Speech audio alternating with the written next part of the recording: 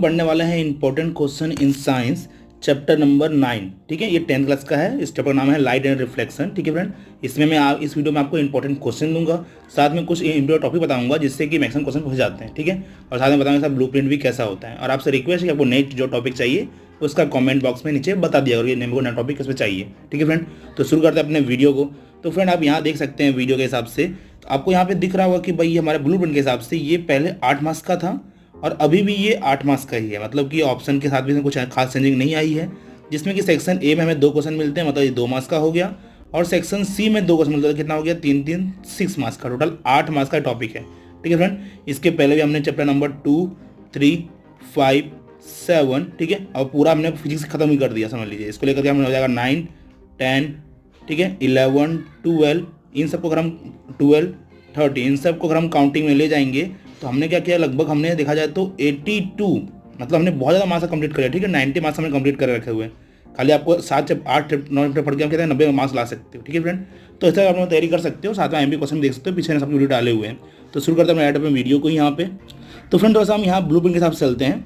Blueprint कहता है कि सेक्शन ए हमारा 2 क्वेश्चन है और सेक्शन सी 2 क्वेश्चन है। मीन्स होगा क्या कि हम सेक्शन सी की बात करेंगे तो 2 क्वेश्चन में एक क्वेश्चन आएगा हमारा न्यूमेरिकल और एक आएगा थ्योरी बेस पे। ठीक है, अब न्यूमेरिकल बेस में मैक्सिमम क्या पूछेगा पहले हम वो डिस्कस कर लेते हैं, फिर थ्योरी बेस में क्या पूछेगा वो पूछते हैं। ठीक है, तो फ्रेंड यहाँ पे हम देखते हैं। तो फ्रेंड देखो, न्यूमेरिकल बेस में मैक्सिमम क्या करेगा कि आपको इमेज फॉर्मेशन जो हमारे मिरर के लिए है और लेंस के लिए, ठीक है, मैं डायरेक्ट आपको पेज खोलता हूँ, यहाँ पे लिखा हुआ है कॉन्केव मिरर का हमारे पास इमेज फॉर्मेशन लिखा हुआ है। तो ये जो 6 कंडीशंस हैं, इसके साथ में जो हमारे कॉन्वेक्स मिरर के 2 कंडीशंस हैं, ये कंडीशन आपको याद रखने होंगे। एग्जाम में क्या बोलेगा कि रे डायग्राम बनाओ और साथ में ऑब्जेक्ट का पोजीशन, इमेज का पोजीशन, ठीक है, उसका नेचर और साइज, ये 4 पॉइंट कवर करने को बोलेगा। इतना खाली करके आपको 4 मार्क्स देगा। आपको एक क्वेश्चन दिया रहेगा जिसमें आपको पहचानना होगा कि भाई उसकी इमेज रियल में कहाँ बनेगी और कैसी दिखेगी, इन्वर्टेड और वर्टिकल दिखाई देगी। वैसे मिरर का तो वही हमारा सेम पोजीशन बनेगा किसके लिए, लेंस के लिए भी। ठीक है, ठीक है फ्रेंड, यहाँ देखिए हमारे पास लेंस के भी 6 कंडीशन यहाँ पे दिए हुए हैं और ये 2 हमारे दिए हैं, 6 दिए हैं कॉन्वेक्स लेंस के और 2 दिए हैं कॉन्केव लेंस के। ठीक है फ्रेंड, ये हमारा रे डायग्राम वाला पोर्शन न्यूमेरिकल पोर्शन के हिसाब से आता है। ठीक है, इसके अलावा हमारे पास अगर मिरर की बात की जाए तो मिरर में जो हमारा फार्मूला है, ठीक है, तो मिरर में हमारा जो फार्मूला दिया है यहाँ पे क्या दिया हुआ है कि 1/f। देखिए फ्रेंड, वही हम अगर हम फार्मूले को फोकस करें जहाँ पे हमें बॉक्स किया हुआ है, तो इस फार्मूले से भी डायरेक्ट क्वेश्चन आता है। क्वेश्चन इस तरह से होगा, मतलब कि हमें ऑब्जेक्ट का डिस्टेंस या इमेज का डिस्टेंस दिया हुआ होगा और फोकल लेंथ दिया होगा। वहाँ से अगर मेरे को ऑब्जेक्ट और अगर फोकल लेंथ दिया हुआ तो हमें इमेज का डिस्टेंस पूछेगा, साइज, पोजिशन और कल्चर नेचर पूछ लेगा। ठीक है फ्रेंड, इस तरह क्वेश्चन हमारे पास बहुत सारे आते हैं न्यूमेरिकल बेस के हिसाब से। जैसे हमारा मिरर के लिए बनेगा, वही सेम पोर्शन की बात की जाए तो हमारे लेंस में भी वही इस तरह का बनेगा। ठीक है, देखो यहाँ पे लेंस का फार्मूला आपको दिख रहा होगा ऊपर, यहाँ पे क्या लिखा है 1/f = 1/v - 1/u। ठीक है, इसके न्यूमेरिकल बेसिक क्वेश्चन बनते हैं। ठीक है फ्रेंड, वही अगर हम पावर की बात करें तो पावर का क्वेश्चन 2 मार्क्स के लिए बनता है। तो मतलब डैड ये MCQ से पूछ सकता है पावर वाला क्वेश्चन। देखिए फ्रेंड, इसमें एक हमारे खास करके पॉइंट हमारे पास है।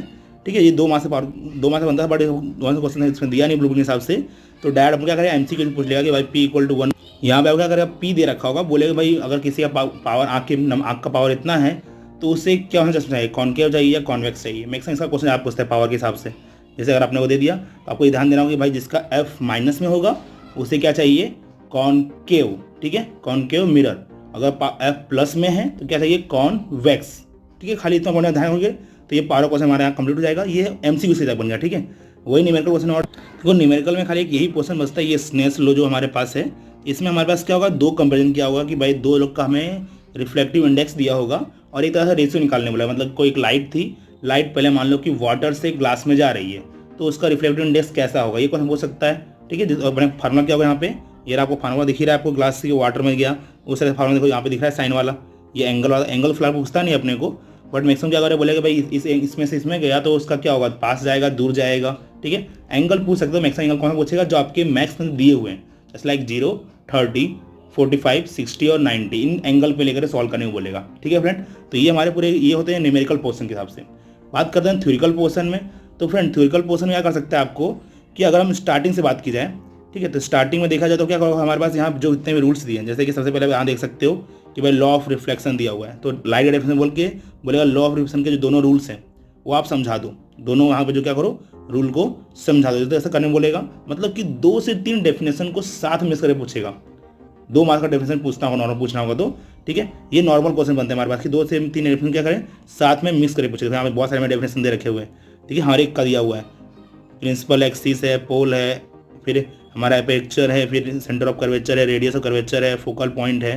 तो इसमें अगर 2 से 3 को मिस करके पूछेगा, जैसे पता है कि क्वेश्चन 1 मार्क्स के लिए बन सकता है, और मैं 3 क्वेश्चन मिस कर क्या होगा, 3 मार्क्स के कवरिंग पॉइंट वहाँ ले लेगा। ठीक है, बट अकेला अगर 3 मार्क्स की बात की जाए कि कैसा क्वेश्चन कौन सा है, तो अकेले में 3 मार्क्स को एक्सेस करने वाला क्वेश्चन हमारे पास दिख रहा है आपको यहाँ पे, reflection through a regular glass slab. ये अकेला ऐसा बंदा है जो क्या करेगा कि अकेले 3 मार्क्स के कवरिंग पॉइंट दे सकता है। ठीक है, बाकी कैसे आएंगे, कॉम्बिनेशन में आएंगे, मतलब कि 2 क्वेश्चन को मिक्स करके आपको क्वेश्चन पूछने का मैक्सिमम ट्राई करेगा। ठीक है, बाकी और क्वेश्चन अकेला नहीं है जो आएगा, बाकी सब क्या होंगे, मिक्स करके आएंगे। डायरेक्ट डेफिनेशंस बोलेगा, डेफिनेशन बताओ, या फिर कोई एक इमेज फॉर्मेशन बता दो।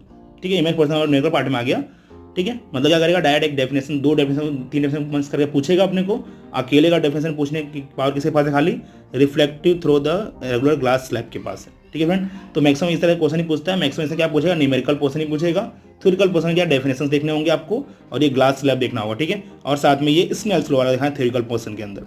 ठीक है, बाकी थ्योरिकल क्वेश्चन में कुछ खास देखना नहीं है, बट इसका न्यूमेरिकल क्वेश्चन को अच्छे से कवर करना है। ठीक है फ्रेंड, उम्मीद है कि आपके लिए लगभग साइंस का सभी टॉपिक खत्म हो चुके होंगे।